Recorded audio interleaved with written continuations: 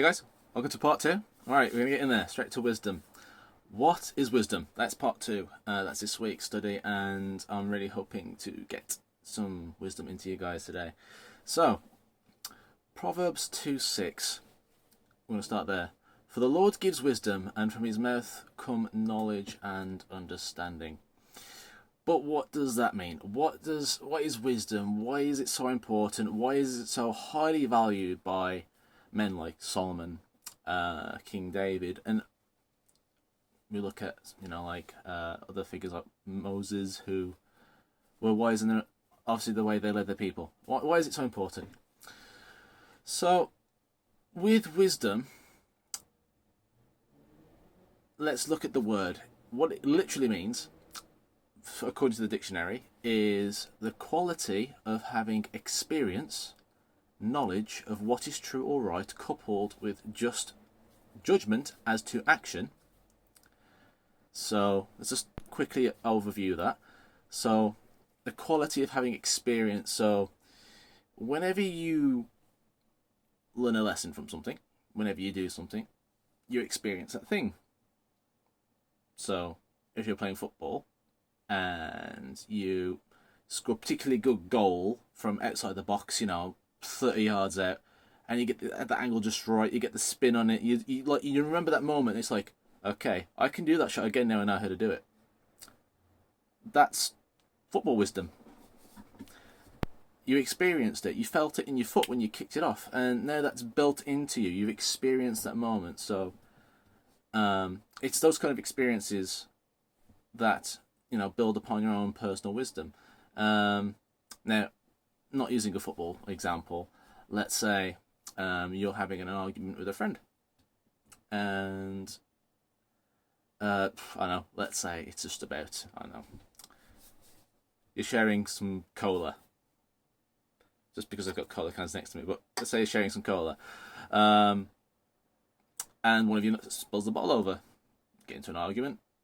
Later on you realise, actually it was a bit of a silly argument to have over cola. It was an accident, it happens, so next time, maybe you won't get upset. Again, it's just a little experience that adds on to your inner knowledge of how to understand the situation and behave. And it's the experience and knowledge of what is true or right, coupled with just judgment as to action. That's just it's a really wordy, fancy way of saying, again, building on that knowledge and learning from that experience what is true or good, right, what is right or wrong, what is true, what is false, and then looking at it and going, how should I react to this situation? So using last week's example with Solomon and the two mothers, he saw the situation of the two mothers, he saw the child, and went, okay, this is how I'm going to solve the situation. He just quickly make a decision, did he? He analysed it and used that big brain IQ of his to suss out, actually, well, this is what we're going to do. In order to keep, and from, obviously fairly and justly do the right thing for the mom that obviously was being stressed. There are other words for wisdom that you can use are, well, there's the more synonyms. Sagacity, I'll tell you about that one in a second. Discernment or insight. So when it comes to discernment, if you don't know what discernment means, discernment is being able to tell one thing from another. It's going, right, oh, okay, I discern, I see that this thing is good, this thing is bad. Discernment. Insight. Insight is having an understanding of something. So, let's see here, what have I got? What have I got as a prop? Okay, here we go. Cola again, because I just finished the scan. My insight into cola is I understand that it's full of sugar, and if I drink too many of them, it's bad for me. But it tastes real good, especially when cold. So, now, obviously that's my understanding of what cola is. Now, it isn't just having the understanding that's important, because I understand what it is. Now, you couple it with wisdom and discernment and those other words. So I discern that if I drink too many of those things, I can now make the choice. Okay, too many is bad. Just, maybe once a day, maybe once every 3 days, cola is fine. Tastes good. Body does need sugar and caffeine and all that, so that's important. So it's important to understand what wisdom is from a literal sense. And of course, we're talking about the judgment to action part, which is obviously the action is don't drink too much cola. Or drink lots of cola, and then you'll learn from experience why it's not good for you. Right. So sagacity. I'm going to move on quickly because there's a lot to get through. Right. Sagacity, showing. Basically, what it means is showing acute mental discernment and keen practical sense. Practical sense. Does that sound familiar? So I'm going to get back to that in a second, but I want to go through Proverbs 3:5 first. Now, bear in mind, what I've just said so far, wisdom, it's the literal practical definition of it, okay? Proverbs 3:5 tells us to trust in the Lord with all your heart and not lean on your own understanding. So, now, we as people sometimes like to make our own decisions, don't we? We like to go see a situation and go, okay, this is how I, David, will handle this situation. So, I see lots of Coke in my fridge downstairs, and I go, okay, this is what I'm going to do as David. I'm going to go drink all this cola because it tastes really good and I'm thirsty. Now, that's my understanding of the situation. I'm thirsty. I want a cold drink. I'm going to drink some cola. Now, however, to take a moment to step back, obviously this is a pretty standard example, but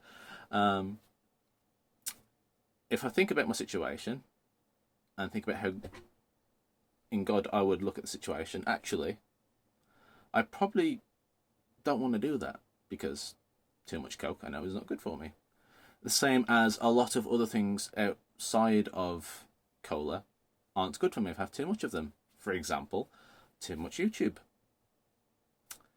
It is possible to watch too much YouTube, guys. Too many memes. It is possible to have too many memes in your life, okay? Sometimes we need to bring back the memes a little bit and bring our heads down from the fictional space that is YouTube and come back to reality and where we are. Saying that, if it's so important, why don't we hear more about wisdom? Why aren't we educated on making these wise decisions? Not to drink too much Coke, not to spend too much time on entertainment and study. Why don't we hear about these things? We find that wisdom, modern day, is undervalued, and it's true. Obviously, we know about how important wisdom is as Christians. But you find that as students, you guys are students in school, you're learning. Your job as a student is to get more knowledge, to learn, to get book smart, to research your favourite subjects, whether it be Chinese, or maths, or arts, or music, whatever it is that you are fascinated in. It's your job to get a better knowledge of whatever it is you're studying. That's your job as a student. And if you look at the world around you, like you look at science, you look at technology and the things that are developing. And you see that actually people are chasing knowledge like crazy. Better science means better medicines, means people don't get ill as often, they can be treated better, which is good. Nothing wrong with that. Better knowledge means better technology, means better video games, means better entertainment. Not as important, but people pursue knowledge in the pursuit of success, because the more knowledge you have, a better subject, the more chances you are going to be successful at it, right? If you know more things about a thing, you're going to be better at it. And as you guys are studying, obviously, you guys have your own interest. You have your own goals. So I don't know if you guys want to be doctors or police officers or whatever it is you're aiming for in life as you grow up. You want to be successful. You want to pursue that. So you've got to get book smart. You've got to learn that knowledge and experience the practical elements. Like if you want to be a builder, you've got to learn how to mix mortar and place bricks and build a house. Or lay construction foundations down. It's all stuff you've got to work on. And again, it's all about that success, that building up of knowledge and getting to where you want to be. Now, again, that's looking at knowledge, not wisdom. They're very different. Knowledge is just stuff you pack into your. I say it's the stuff you pack into your brain that you memorize. Memories mostly. Wisdom is the understanding portion. It's taking what you know and applying it in a way that is the right, just, fair thing to do. So, again, looking at Solomon and the way he dealt with his kingdom. God gave him all the knowledge he could ever want, and it was on him to rely on God's wisdom to make the right choices. So, now, there is another kind of wisdom that we hear a lot about, and now it relates to sagacity. I'm not sure how it's pronounced. And you might know it as common sense. Now, despite the name, sometimes we end up figuring out that actually it's not as common as we'd like it to be. Common sense is, things you just don't do, usually. For example, if you're boiling a hot pan, it's common sense not to touch the pan, right? You'll get burned. Or wear a coat outside if it's cold. Common sense. If it rains, you're not going to get wet because you've got your coat and you've got your hood on. Or you've got an umbrella. It's common sense. But there is a difference between common sense and wisdom. Worldly common sense, I like to call it worldly wisdom common sense. Worldly wisdom is entirely reliant on either you learning from a mistake you've made or learning it from a mistake somebody else has made. So, for example, go and get in the rain without the coat or an umbrella. You got soaked, you're cold, you came back, you maybe caught a cold and felt horrible. Next time, you'll wear your coat. Common sense. Now, that being the world's wisdom, God's wisdom relies on us to trust on God and the knowledge he gives us to live our lives. So last week, again, we briefly skimmed over how we saw Proverbs as the teacher. It's giving you all this wisdom to use that is obviously written down from Solomon, that was given to him by God for us to learn and to grow up from and mature on. So we need to teach ourselves to lean on and trust God's wisdom, because God's understanding of how the universe works, of how everything works, how we can live better lives is going to be far greater than our own understanding.